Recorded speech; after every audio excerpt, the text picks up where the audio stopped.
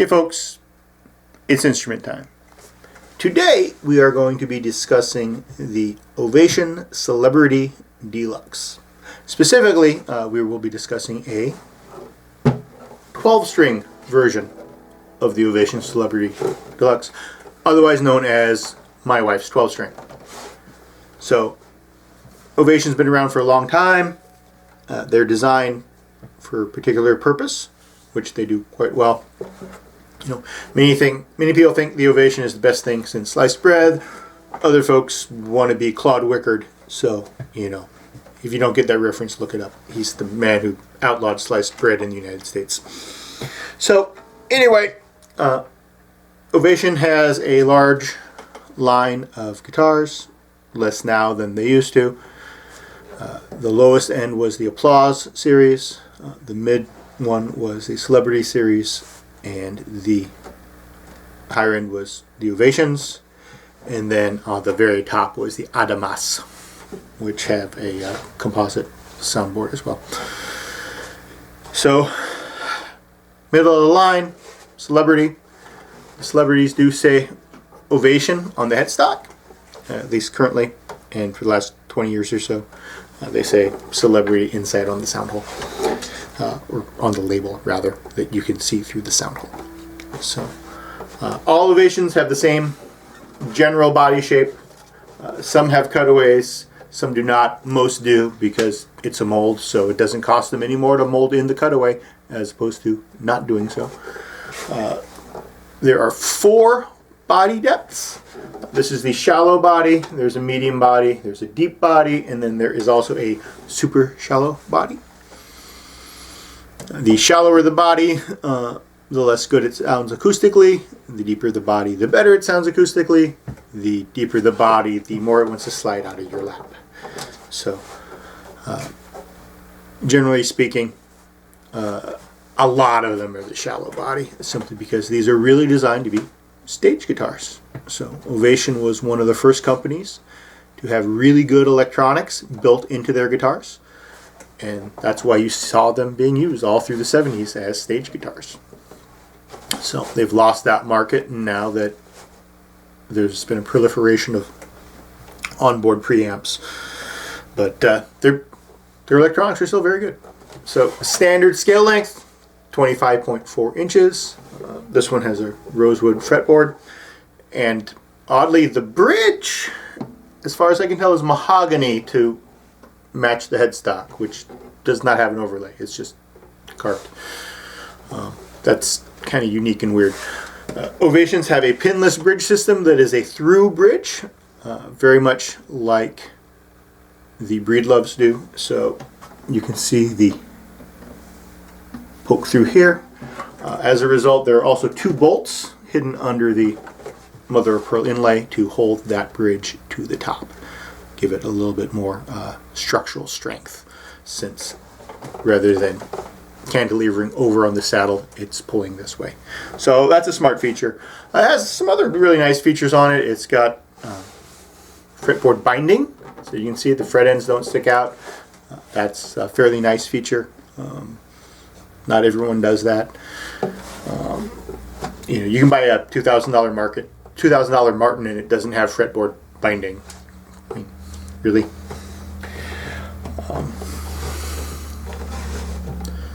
This one is a little neck heavy. It wants to neck dive a little on you, but it is a 12-string, and some 12 strings do that.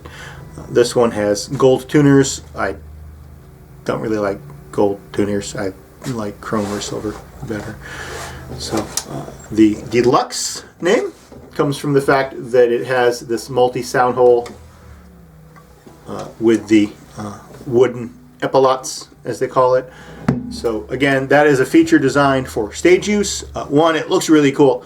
More importantly, for stage use by distributing a lot of smaller sound holes rather than one center sound hole, it cuts back on feedback when amplified. So that is a cool feature, and you can use them like a handle, like you can with all those other guitars that have the offset sound hole, even though that's not what they're made for.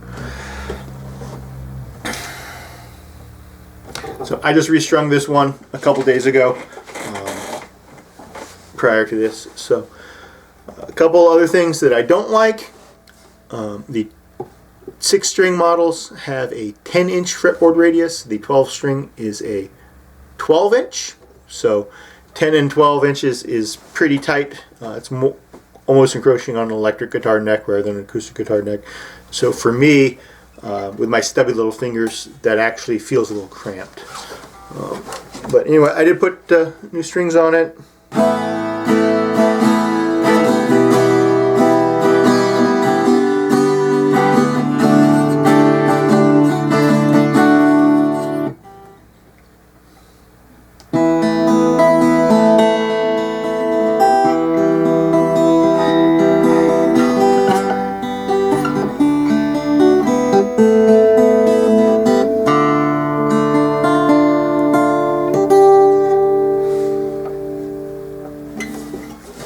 As you can hear, it has plenty of sustain on it.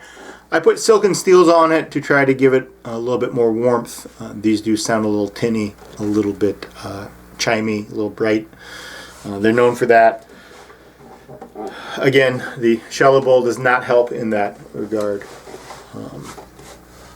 The whole time I've been doing this talk, this thing has been trying to slide out of my lap. So that's the one thing I really do not like about these, is they do not want to stay put. So if you're up on stage and you got this thing strapped around your neck and you move it around, they're great. They're thin, they don't stick out a lot, easy to play, other than maybe feeling a little cramped because of the radius.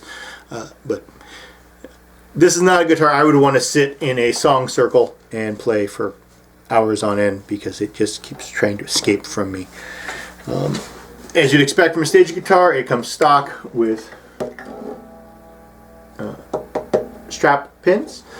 The jack is separate. I really like that. That's a cool feature. If I custom order a guitar, I specify a separate end pin and jack location for the electronics. I like it much better. It's far more convenient when you're on stage, and frankly I think it's far more secure. So I like that a lot. The onboard electronics, as we said, you know, for a late 90s guitar, you've got a lot of control here. You've got a full EQ right here at your fingertips.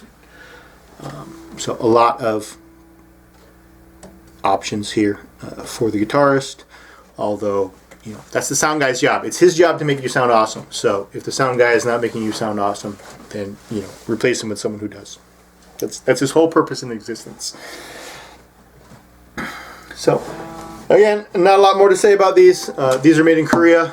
The applause were made in China. USA made Ovations do still exist. The company has recently been recovering from an almost fatal bout of ownership by Fender Music Instrument Corporation. I don't need to go on a rant, so insert Mark's rant against Fender here, but Fender is never very good at treating their subsidiaries. So they did sell Ovation out a few years ago, and it's now owned by a drum company of all places, and they're getting Ovation back up and running, so new ones are available. Like I said, people really like the USA made ones. The Korean made ones are a nice middle ground. They're not horribly expensive, and they still make a pretty damn nice stage guitar. You would think it doesn't have a truss rod. It does. It's inside. You remove this little axis panel to get to it. You can use a really long Allen wrench, although most people will use an extension on a socket wrench. It also gives you access to the electronics if you need to do any maintenance of that side.